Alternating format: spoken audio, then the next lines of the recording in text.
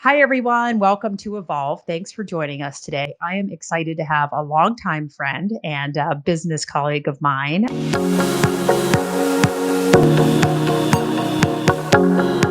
Do you mind please take a minute, introduce yourself and your company? Yeah, thanks so much, Kim. I'm Tracy Zimmerman. I'm CEO and president at Robots and Pencils. Robots and Pencils is a digital product company. We partner with our clients to help create what's next. What does that mean? It means we help to partner with them to understand how to harness great design and great engineering and make impact on their business by building custom apps, making the most of products like Salesforce and Slack to really unlock additional value for companies. We have offices across North America as well as in the UK, and of course, everyone in all of their houses right now. Yes. Now, the pandemic has affected all companies in many different ways. How has it affected robots and pencils?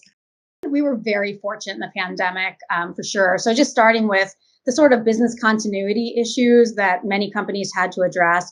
We're RMP has been distributed across multiple locations, serving a client base that is across North America as well as a number of kind of even far-reaching international clients for many years. And so it's very much in our DNA to act and operate in really a fully online digital capability where the in person experience is actually secondary. And we do have an in person experience and we do have offices, and the team does work in their offices sometimes, and they work from home sometimes, and they work on client sites sometimes.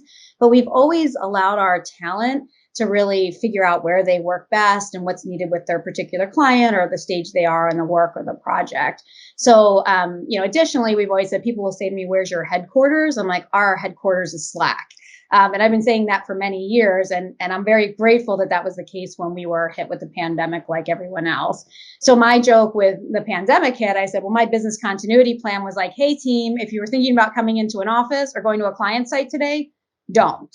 And that was it. And so in that regard, we were extremely fortunate. Obviously, the people that I hire are extremely digitally savvy, particularly given the work that we do, helping our clients with that transformation themselves. And so I would say the most challenging component was kind of honestly waiting a little bit while our clients, who of course represent large enterprise and had a lot more change management work to do, kind of figured out what they were going to do. So my joke for a while is we were helping people with digital transformation. And for a while, digital transformation was just getting Zoom rolled out to everyone inside of other organizations and getting comfortable with that. That said, I do think we were really fortunate to be in a position where we were able to help some of our clients.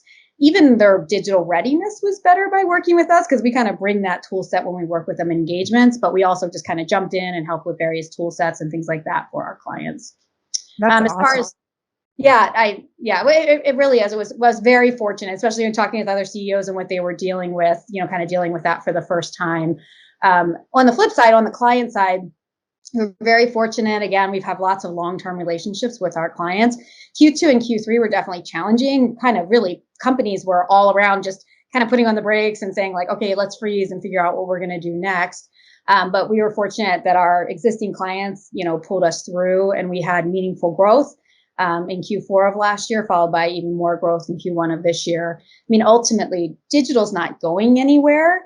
And actually, the pandemic and the virus and have really been a great accelerator for digital transformation. People just needed that time to react. Yeah. And have you made any pivots since the pandemic or during the pandemic to better assist your customers or clients or just collaboration internally? Have you had to make changes, or most companies, something occurred where Mhm. they had to adapt, right? Because you guys were together a lot. You were collaborating a lot, Yeah. at least in the Pittsburgh office. Yeah. What really changed for you?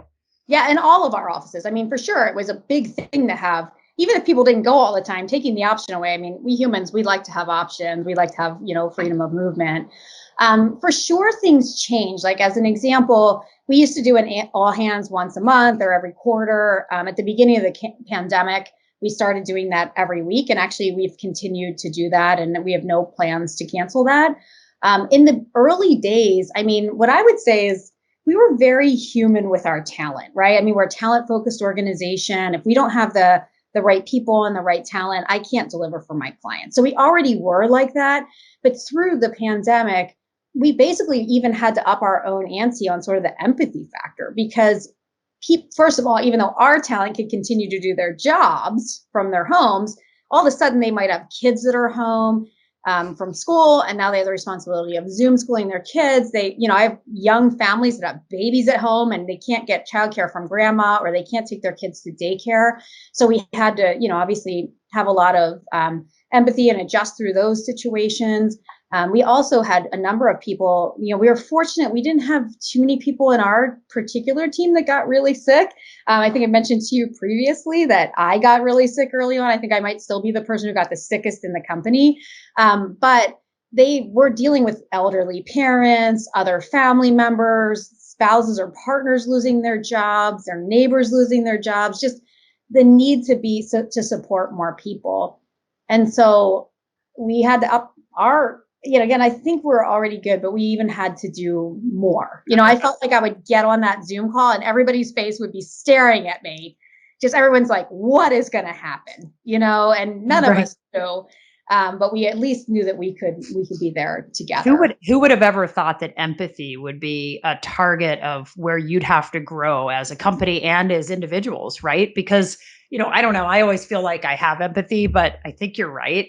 I think we've all had to kind of ramp that up a lot more than normal, especially when you have a screaming child in an important meeting and a cat running through the screen and just distractions everywhere that nobody ever really had before. It's been interesting. Yeah, I mean, like I said, I think we were good, and I do think we probably dealt with that more with the type of workforce and talent that we had anyway. But I also just, again, like I think a lot in terms of team leadership is there's different seasons people go through in their lives. And if we can kind of be in the long game with our people, which we are, right. If we have to give more flexibility, to a mom who's coming back from maternity leave, or, someone who needs to take off time to take care of their family members, we've always been like that. But the scale, I mean, the amount that my talent team was dealing with, and I mean, these tragic stories in some cases, which is, I mean, you're talking multiple things per day.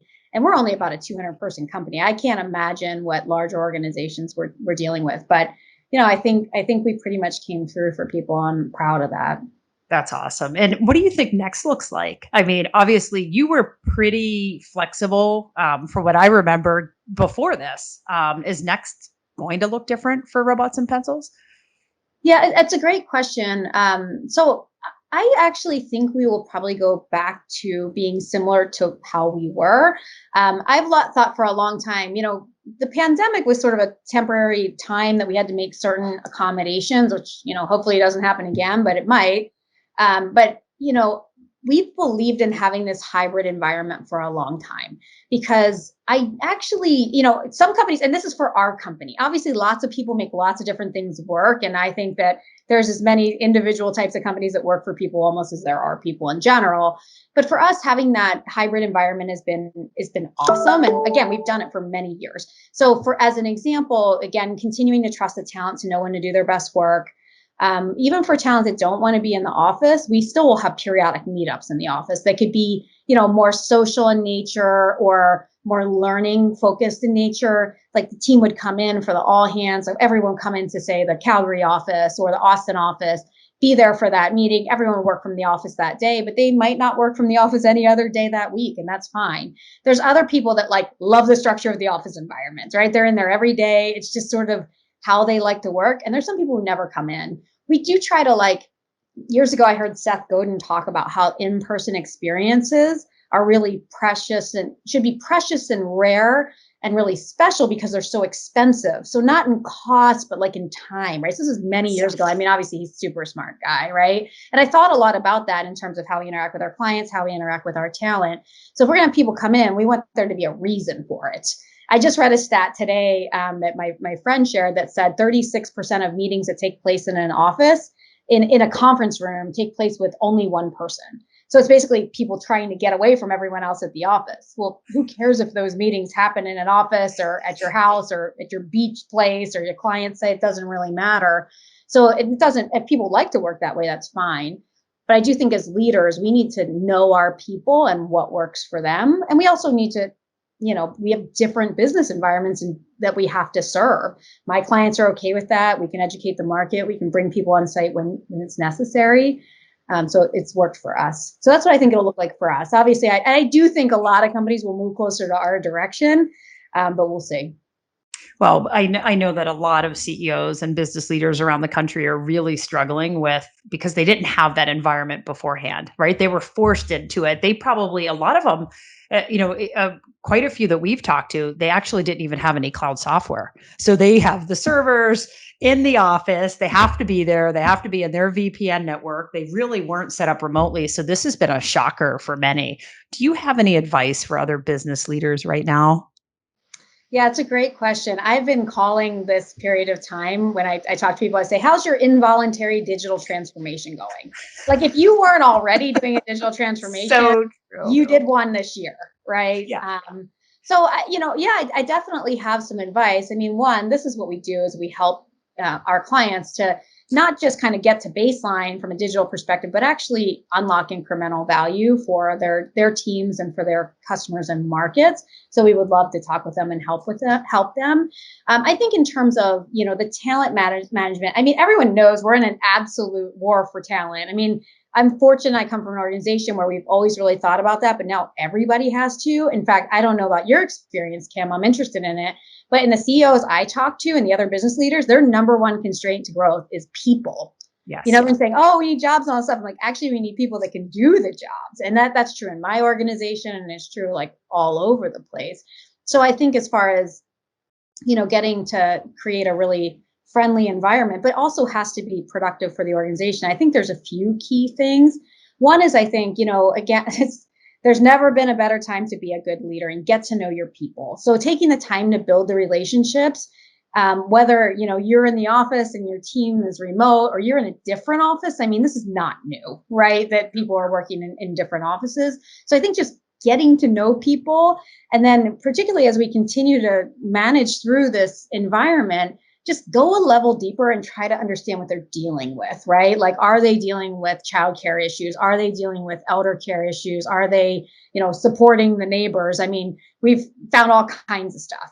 And just provide, be a bridge, be an encouragement, do what you can do as an organization, whether it's flexibility in scheduling, or, other kind of tactical support. So I think that that's really key. And then, of course, fostering the connections across the organization. And we use lots of digital tools to do that. I think, Kim, we're absolutely huge Slack fans at Robots and Yes, Pencils. you are. And I couldn't and I know Slack did not pay me for this testimonial. I do not know how I could, lead Robots and Pencils without Slack, because it allows me to really kind of keep an eye and a pulse on everything that's going on. But, using tools like that, all hands and, even calls. We use an app called Donut inside of Slack that lets people, because you really want people to meet each other. You don't want to be the leader and you have to know what's going on with every person. You want to foster an environment where people get to know each other and support each other, right? Because that's how you can get some scale. The other thing I think is really encouraging in your culture that, ask people what's working for them, encourage them to share through whatever channels you have at your company, whether you guys are doing an all hands or weekly newsletter or management updates or SharePoint or whatever way you get communication out. I think featuring, when you see something positive going on, obviously, reinforcing that behavior, but also what tools are they using, Right. and sharing it out with the organization, again, to just kind of create that learning ecosystem and to encourage the behavior you want to see inside of your teams. So I think those are two key things. Get to know the people, collaborate and foster this environment of sharing. We've gotten real creative with some things. Like, one of my things is I feel like I always have a good pulse on, I believe I have a good pulse on what's going on with the team. So there's been times where I'm like, I think everyone's getting really depressed.